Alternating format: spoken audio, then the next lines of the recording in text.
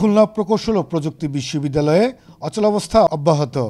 নতুন ভিসির সাথে দীর্ঘ বৈঠক ফলপ্রসূ না হওয়ায় কর্মবিরতি প্রত্যাহার করেনি আন্দোলনরত শিক্ষকরা।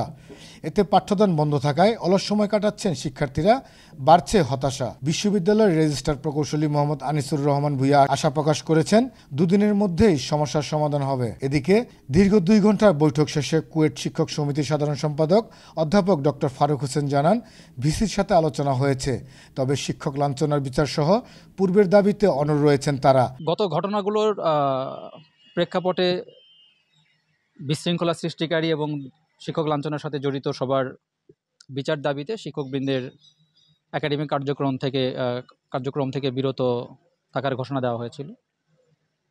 সেটা চলমান আছে এবং এটা